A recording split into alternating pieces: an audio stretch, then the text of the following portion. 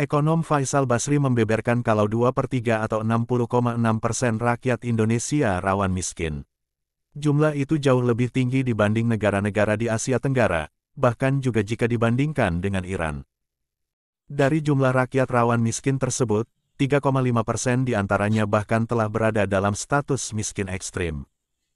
Faisal Basri mengatakan, tingginya angka rawan miskin ini menunjukkan kalau kebijakan pembangunan pemerintah gagal mengangkat lapisan terbawah, sehingga jurang kaya dan miskin menganga. Berdasarkan 3 variabel yang digunakan Faisal, yakni jumlah rekening dan nilainya, juga penjualan mobil dan sepeda motor, terungkap kalau sepanjang tahun 2020 hingga 2022 ini, yang kaya semakin kaya dan yang miskin semakin miskin. Miris. Memang turun, sempat naik 10% tapi turun kembali. Nah sekarang itu 26 juta orang yang di bawah garis kemiskinan itu. 26 juta atau 9,54% data terbaru bulan Maret. Biasanya bulan September akan keluar lagi per September, tapi keluarnya bulan Desember atau bulan Januari tahun depan. Karena ngitungnya lebih susah ya. Jadi 26 juta atau 9,54% itu miskin resmi, data resmi official line tetapkan. Nah masalahnya adalah di antara yang miskin itu ada yang ekstrim miskin.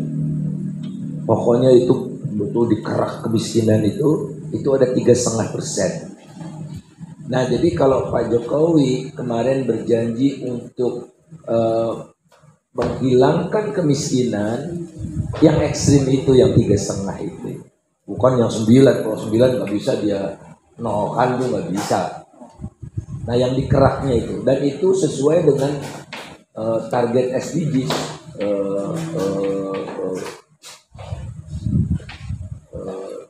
Social Development Goals, ya kita sudah taken Sustainable Development Goals. Nah itu salah satunya targetnya ada 17, salah satunya adalah menghapuskan extreme poverty. Nah sekali lagi yang miskin itu 9,45, 9,93, ini kalau data resmi pemerintah Indonesia bulan Maret 19,54, tapi kalau data tahun lalu itu 9,93 untuk COVID. Nah namun katakanlah 10 lah ya biar gampang. Namun tidak berarti 90% sisanya rakyat Indonesia itu berkecukupan. Nah oleh karena itulah dibikin ada miskin ekstrim, miskin, rentan miskin, atau nyaris miskin, near poor. Wah udah mepet-mepet di batas gitu. Ada rentan miskin. Nah semuanya itu saya gabung, kita sebut vulnerable, insecure. Semuanya itu. Jumlahnya kira-kira berapa? 60,6%. Jadi hampir 2/3 dari rakyat Indonesia hidupnya rentan. Dan ini naik. Maksudnya dari hitungan sebelumnya naik walaupun turun ya. Nah, kan gak elok kalau saya bandingkan, tunjukkan data tanpa perbandingan. Saya coba bandingkan dengan negara-negara lain. Malaysia yang rentan, yang insecure itu cuma 4,8%. Kita 60,6. Thailand 13,2. Mana lagi ya? Vietnam 22,2. China 24,7. Iran 27,6. Meksiko 31,1, Filipina masih di bawah kita juga 53,4. Nah, artinya apa sih? teman-teman sekalian, nyata-nyata kebijakan pembangunan ini gagal untuk mengangkat lapisan terbawah. Jadi yang paling bawah tuh nggak keangkat. Waktu ekonomi Indonesia begini seperti take off gitu, tinggal di landasan, yang banyak tinggal di landasan. Akibatnya apa? Jurang kaya miskin yang menganga. Nah, saya nggak punya data kaya miskin karena tidak ada datanya di Indonesia. Gimana caranya ya? Oke, saya coba, kan harus memanfaatkan data yang ada gitu. Jadi data yang ada kita optimalkan. Nah, saya utak-atik gitu, utak-atik. Walaupun tidak sempurna, itu saya hitung simpanan rakyat di bank. Tapi ya saya harus terima data yang ada, saya nggak bisa ngulang, kan saya nggak ada data mentahnya. Nah, datanya itu dikelompokkan. Simpanan di bawah 100 juta, 100 juta sampai 200 juta, 200 sampai 500 dan seterusnya, dan di atas 5 miliar. Nah, saya hitung yang di bawah 100 juta, jumlah rekening yang di bawah 100 juta itu 98% lebih. Jadi hampir semua di bawah 100 juta gitu kan. Hampir semua di bawah 100 juta, tapi nilainya itu kan tadi jumlah rekening, nilai dari rekening itu makin lama makin turun dari 14,3% bulan Januari 2020, belum ada COVID resmi, naik turun. Jadi dari 14,3% sebelum COVID turun jadi 13,8 Januari 2021, turun lagi 12,8 Januari 2022, turun lagi 12,6 Agustus 2022. Jadi ini mereka udah makan tabungan. Mantap. Seperti saya juga. Tapi saya jangan sok-sokan miskin gitu. Saya pas bayar sekolah anak aja kan mahal, jadi makan tabungan udah pasti. Nah itu tadi saya ikut Nabi Yusuf, kalau lagi bagus saya tabung buat sekolah anak gitu. Nah, sebaliknya ini banyak kategorinya ya, tapi saya meloncat aja ke yang di atas 5 miliar. Saking sedikitnya yang di atas 5 miliar itu, karena angka di belakang komanya yang tersedia cuma 1, jadi 0,0. Jumlah rekeningnya tuh 0,0. Tapi nilai rekeningnya itu naik terus dari 46,7 sebelum COVID, setahun kemudian 47,7, Januari tahun ini 51,2, Agustus tahun ini 51,8. Jadi yang kaya tabungannya tambah banyak. Nggak ada yang bisa argue. Nah, kalau pakai data, kemudian penjualan mobil dan sepeda motor. Mobil proksi dari si kaya itu, sepeda motor menengah bawah. Penjualan mobil tahun ini diperkirakan akan menembus kembali 1 juta unit. Tapi data Januari September itu penjualan mobil sudah 758.000 unit atau naik 20,8%. Sementara sepeda motor Januari September pertumbuhannya -4.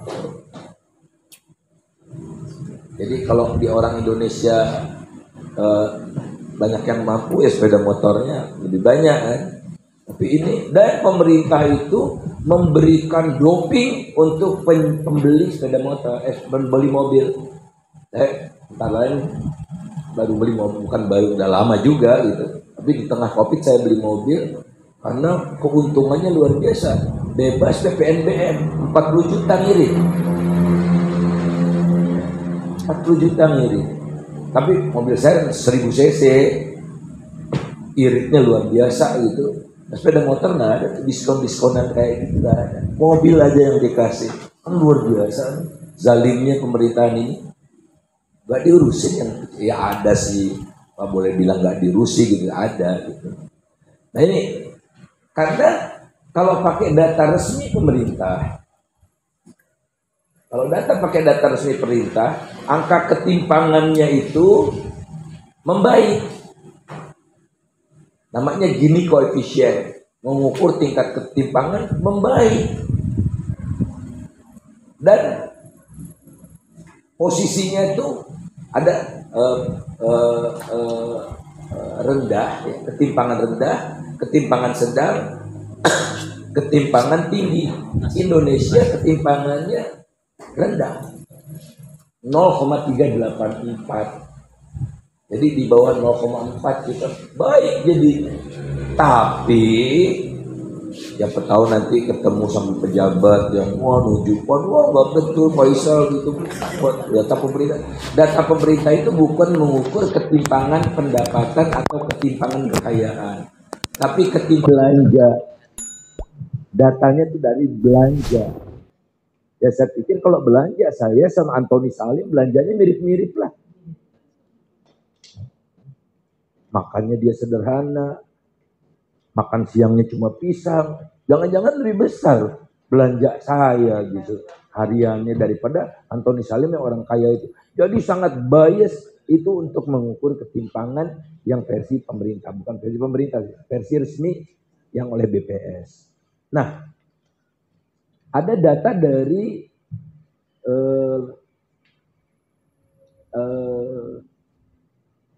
Credit Suisse, bank besar di Swiss, itu kekayaan dia punya data kekayaan keren deh. 1% orang terkaya di Indonesia menguasai 44,6% kekayaan nasional. Kalau 10% menguasai 74% kekayaan nasional. Ada lagi macam-macam indikatornya. Nah, namun saya ingin menjawab tadi jaring pengaman sosial itu. Nah, mereka kan yang rentan itu hampir 2/3. Tadi saya tunjukkan inflasi tahun depan akan lebih tinggi, jadi kenaikan harga akan lebih tinggi. Lantas pertumbuhan ekonomi turun, makin banyak orang kerjanya di sektor informal, anak muda makin banyak yang nganggur. Jadi rentan mereka. Jadi kalau ada sesuatu terjadi, bless, yang tadinya nyaris miskin jadi miskin beneran. Nah inilah yang harus diselamatkan 2023 ini. Supaya, karena tugas negara yang paling azali adalah melindungi yang paling lemah. Melindungi yang paling lemah. Oleh karena itulah, maka walaupun undang-undang IKN itu sudah ada, oke, secara hukum sudah ada, namun kita wajib untuk memperjuangkan agar IKN itu ditunda. Karena harus diprioritaskan untuk safety net ini. Berjaga-jaga sehingga kita nanti nggak ngemis-ngemis gitu. Nggak ngemis-ngemis. Si Malaysia yang tadi rentannya cuma 3,sekian% aja, itu jadi isu kampanye. Saya kan ikuti, kadang-kadang sampai pagi waktu pencoblosan itu saya sampai pagi itu. Ikuti nih Anwar Ibrahim ini udah dapat tambahan berapa gitu, pernah disusul oleh Mahyudin itu kan, Gundal satu itu,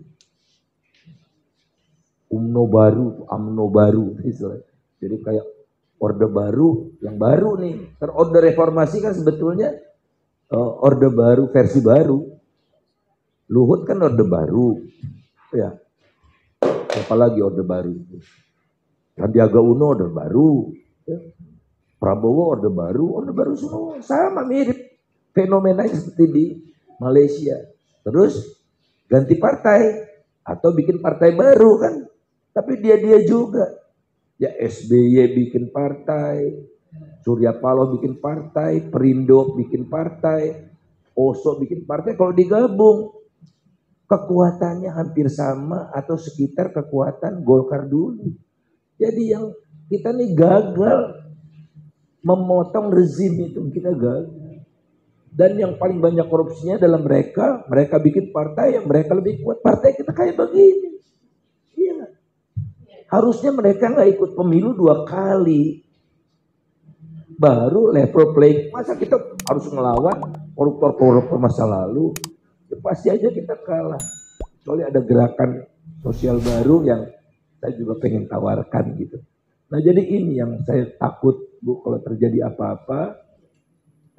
Nah kalau itu tadi riak-riaknya udah banyak, indikatornya udah banyak, dari Bang Yani juga bisik-bisik akan dijadikan alasan untuk penundaan pemilu gitu ya, penundaan pemilu. Nah ini, tapi menurut saya jangan coba-coba ya. Ya udah krisis lagi kita ini. Karena krisis di Indonesia itu adalah perpaduan dari peristiwa politik dan peristiwa ekonomi. Nggak bisa politik aja. Jadi ekonomi memburuk, politik tensinya tinggi, lantas ancaman resesi dunia bergabung. Nah itu rezim insya Allah berubah. Syaratnya itu.